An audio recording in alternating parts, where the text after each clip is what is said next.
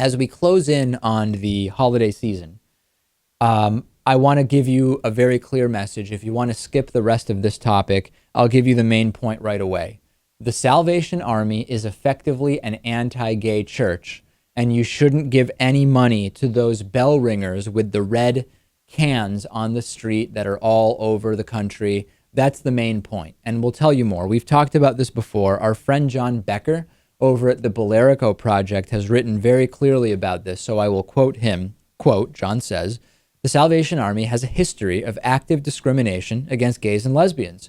While you might think you're helping the hungry and homeless by donating to the bell ringers, you actually should not drop a few dollars in those bright red buckets because not everyone can share in the donations. Many LGBT people are rejected by the evangelical church charity because they are, quote, sexually impure." Now, if you go and look at what the Salvation Army says specifically about LGBT individuals, as John writes, you will see that they claim to hold a positive view of human sexuality. But then they go on to clarify that sexual intimacy is understood as a gift of God to be enjoyed within the context of a heterosexual marriage. Christians whose sexual orientation is primarily or exclusively same-sex are called upon to embrace celibacy as a way of life.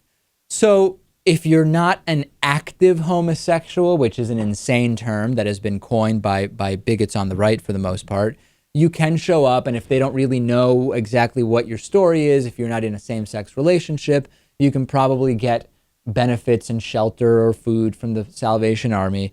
But the reality is that if you're living who you are, if you are living a life that corresponds to who you actually are, the Salvation Army does discriminate, and there are just so many options for donations, particularly around the holidays.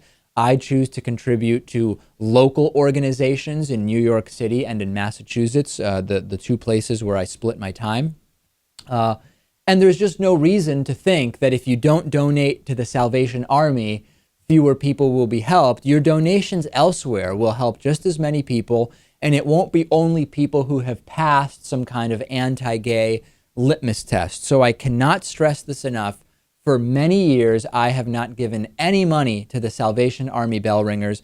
I encourage you not to give them any money at all. There are countless other charities. I mean, just think about Doctors Without Borders, Habitat for Humanity, to name a couple, and local shelters that do similar work as the Salvation Army, where you don't have to wonder, well, is the local Salvation Army in line with the national, or do they have different views? You can just show up and say, hey, you're a standalone shelter, you're a standalone food pantry. Tell me what your views are. Let's be very clear here. And if you want to donate, then you donate. This is what I recommend. And I can't imagine anybody could present an argument, a strong argument, that would convince me otherwise here.